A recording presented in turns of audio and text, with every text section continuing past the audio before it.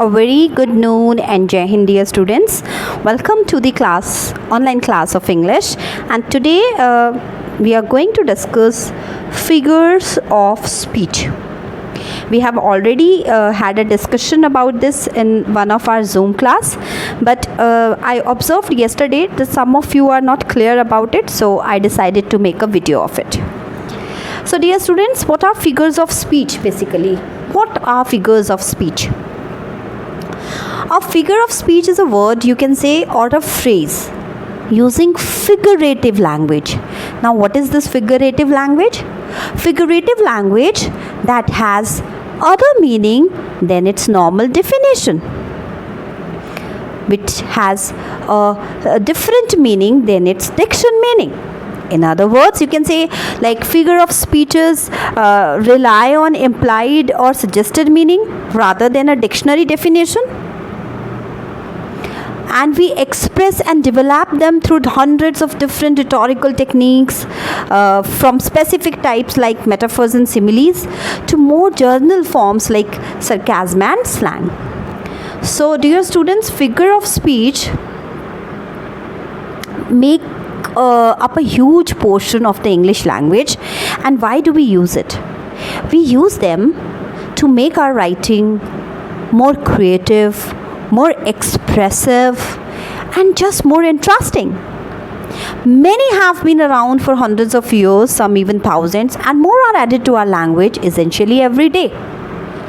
Okay, so figure of speech, they are kind of ornaments to our writing. They bring a different kind of a beauty to our writing. They develop a kind of an interest among the readers. Okay, so today we are going to discuss about some basic figure of speeches like simile, metaphor, onomatopoeia, hyperbole, and so on. Right? So as I told you, figure of speech doesn't mean the diction meaning. They have some different meaning, literal meaning. Okay?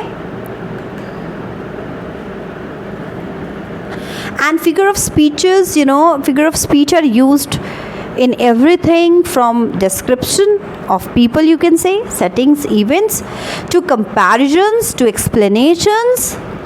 And sometimes we use them without even realizing that we are using it. Okay, so some of the, in particularly if I talk about, so metaphors and proverbs are extremely common in everyday language. Okay, like scared to death, blind as a bat, as old as dirt, okay, in the nick of time. So these all are, the words, the figures, the phrases which we are using without even realizing. So now let us quickly have a look on some of the prominent figures of speech, 12 which is there in your syllabus. Mostly we use it in poems basically, and we discuss it in the form of poetic devices when we talk about it. So now let's have a look. So let's have a look which all are figure of speech we are going to cover today. You can see here on the screen alliteration, simile, personification, irony, metaphor, onomatopoeia, hyperbole, pun. All these are figure of speeches.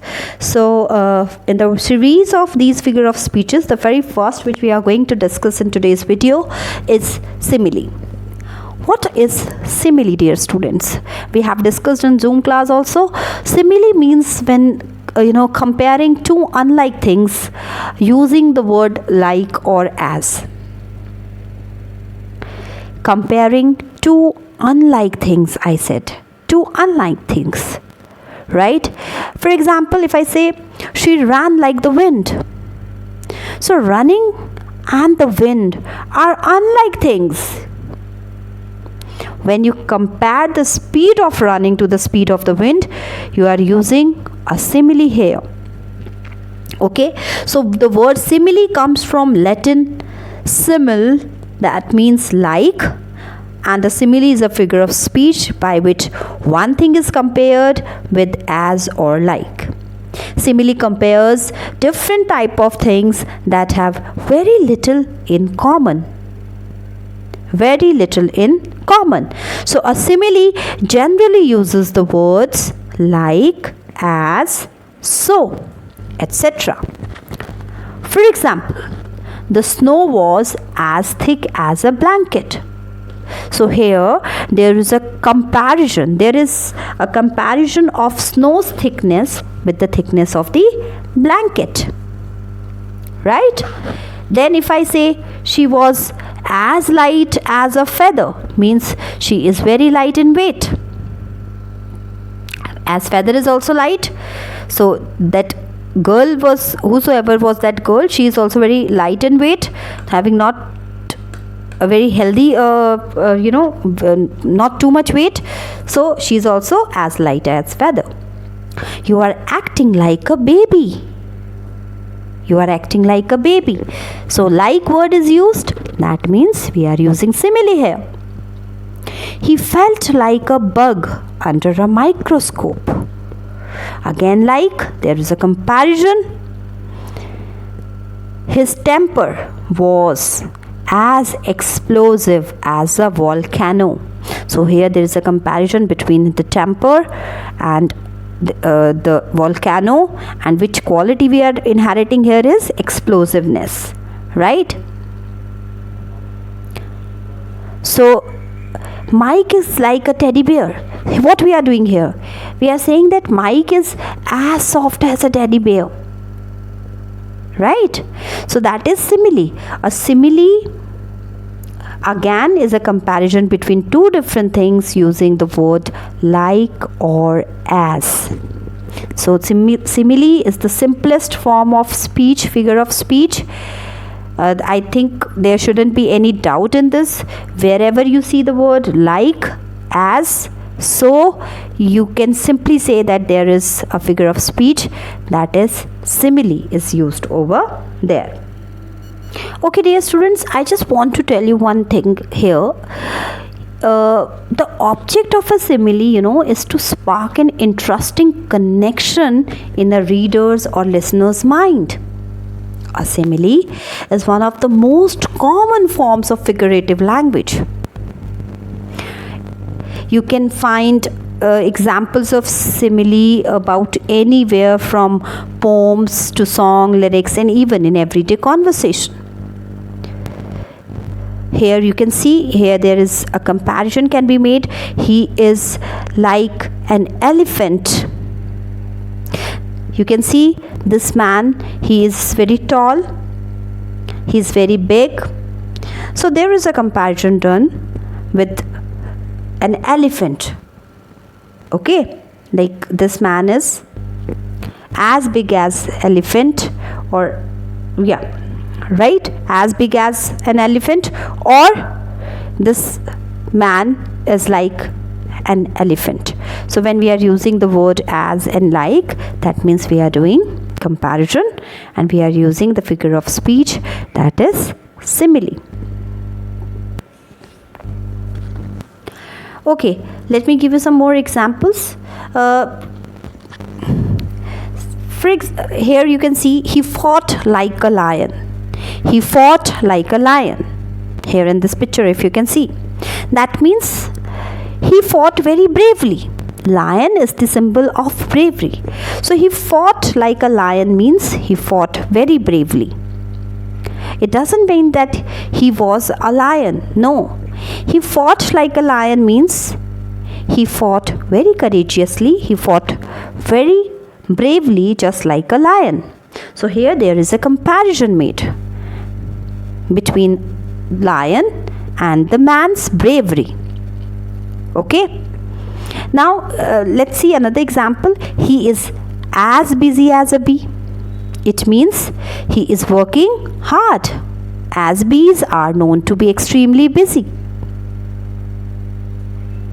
If someone says, I am as snug as a bug in a rug, they mean they feel very comfortable and cozy or tucked up tight in bed. Okay, dear students, now let us move to the next figure of speech, and that is, you can see on the screen, metaphor. Metaphor, a comparison, is a comparison in which one thing is said to be another.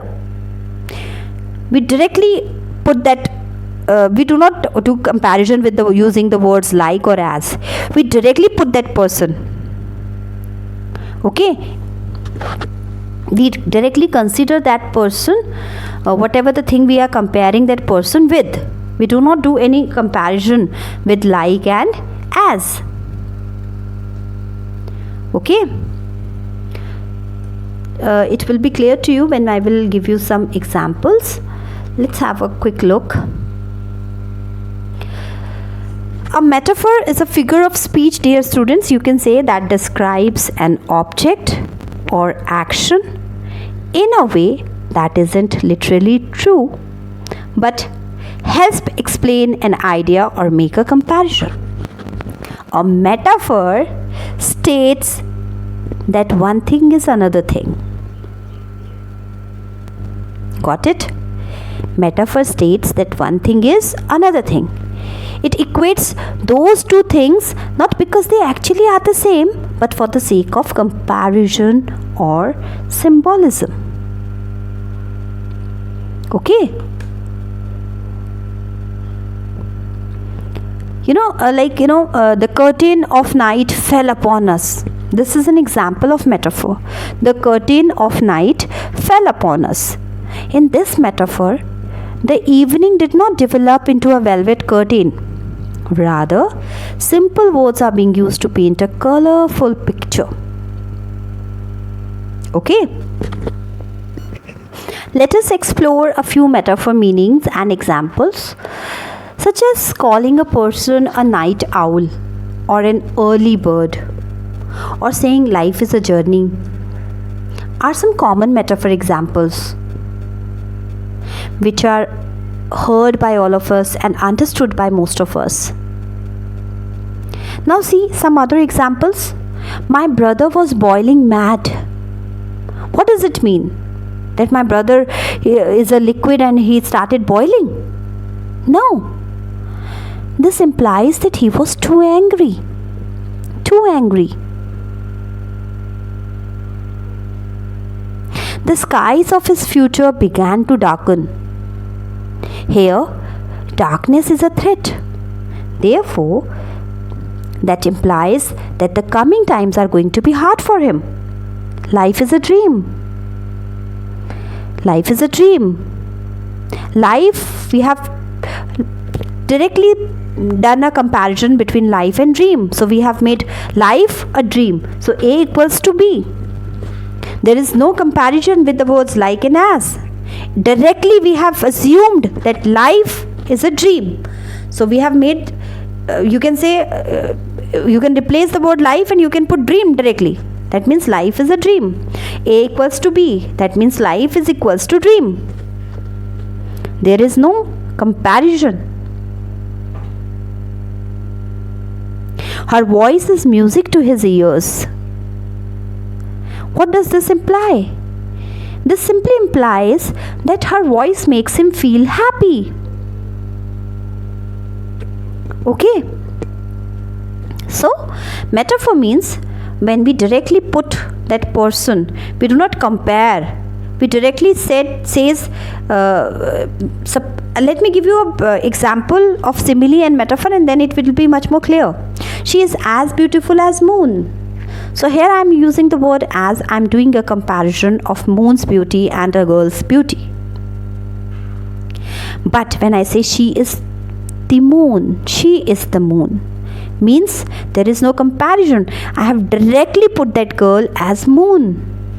So when I am doing the comparison using the word as, there I am using simile.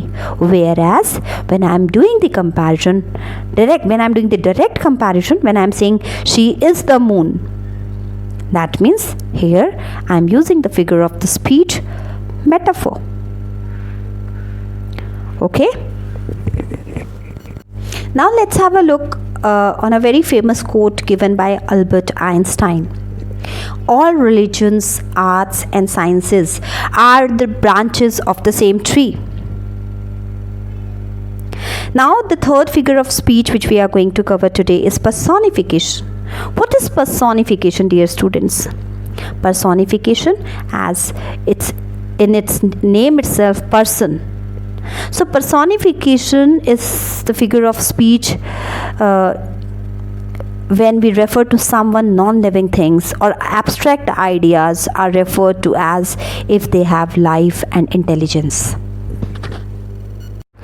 Personification is a literary device, and it is the projection of characteristics that normally belong only to humans onto inanimate objects, animals, deities, or force of nature.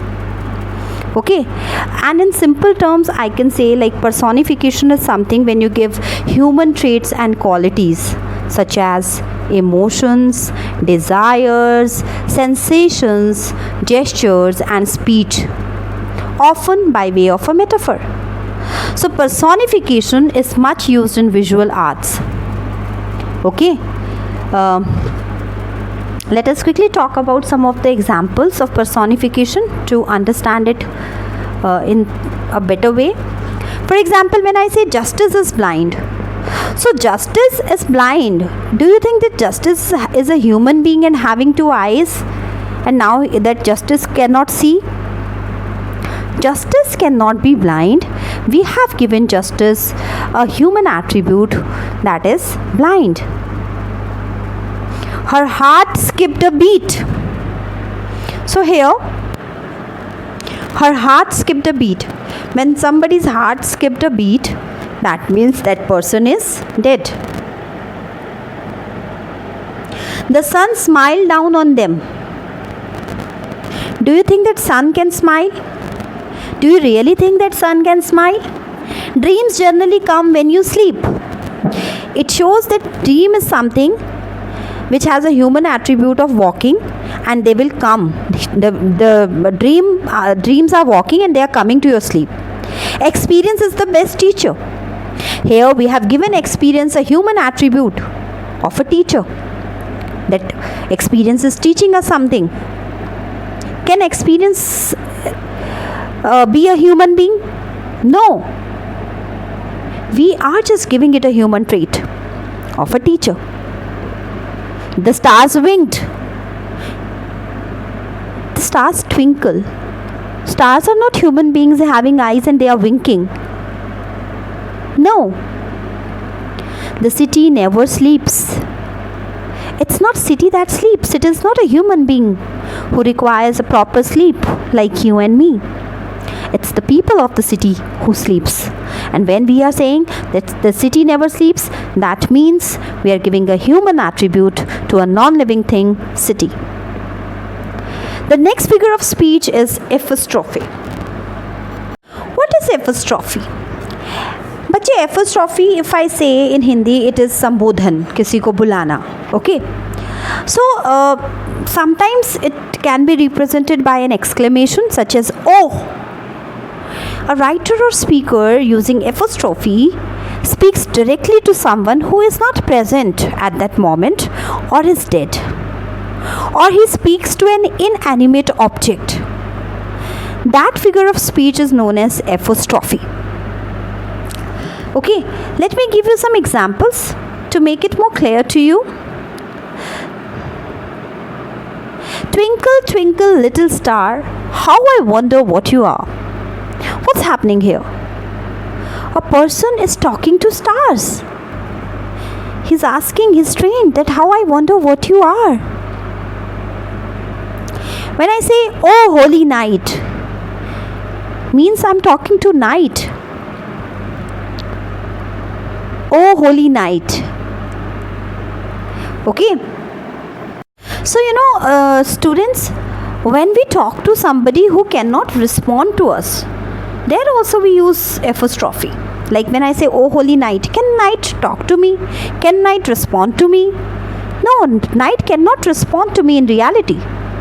Okay, so here in apostrophe, the entity being addressed can be absent, dead, or an imaginary.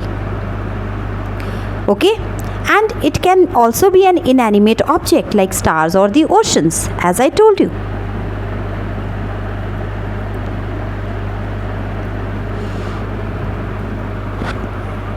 So while using the figure of speech apostrophe, I just request you all not to get confused with the word apostrophe, the punctuation mark. We are not talking about the punctuation mark. Apostrophe. Okay, the correct pronunciation is apostrophe. Now see, here in the picture you can see that a person is trying to talk to the dead person, one of his friend. Okay, so here which figure of speech it's used? It's used as apostrophe. Grim death, how foul and loathsome is thine image. So here a person is talking to death. So which figure of speech? Apostrophe. Okay. Now see here in the screen, on the screen you can see, oh freedom. Oh freedom, I need you so that I may fly. So the person is talking to the freedom. Next figure of speech is hyperbole, and it is, as I told you in my Zoom class also, when we exaggerate the thing to an extreme, when we dramatize the things. Okay, that is known as hyperbole. We exaggerate, we just make a small issue a big hype. That is known as hyperbole. Okay, now let's see. Hyperbole is a Greek word which means excess, exaggeration, okay, overstatement, right? So when we exaggerate the things, there we use hyperbole. Let me quickly show you some of the examples. For example, when I say I'm so hungry I could eat a horse, do you really believe that I can eat a horse and I'm that much hungry? No matter how hungry a person is, but he cannot really eat a horse. So this means that I am very, very hungry. I'm extremely hungry. So just to put the emphasis on my hunger, I have used this figure of speech and molded the sentence in a way to exaggerate. I'm so hungry, I could eat a horse. Now let us move to the next example. I died of shame, or I died of embarrassment. When somebody feels embarrassed, do you think that immediately that person dies because of embarrassment or the shame? No, it does not happen. It is just a state that person feels at that time. But when I am saying that I died of embarrassment, that means I was really, really highly embarrassed. I was extremely embarrassed at point of time, and I felt like as if I should die. He is as skinny as a toothpick. Though here is simile as well as here is a hyperbole. Now you can see on the screen, my school bag weighs a ton. Do you think that the school bag weighs a ton? It's merely 5 kgs, 6 kgs, okay, 10 kgs I can believe, but a ton? So that means I'm exaggerating. I want to say that my bag is very, very heavy. She cried so much that her tears could fill the sea. Can you believe that by crying somebody can fill the sea? The tears can fill the sea? No, it's not practically possible. But when I am saying this, then I mean that she was hurt a lot and she was bitterly crying or weeping. But it is not at all practically possible to fill the seas with the tears of any human being. Okay? Now let's have another example.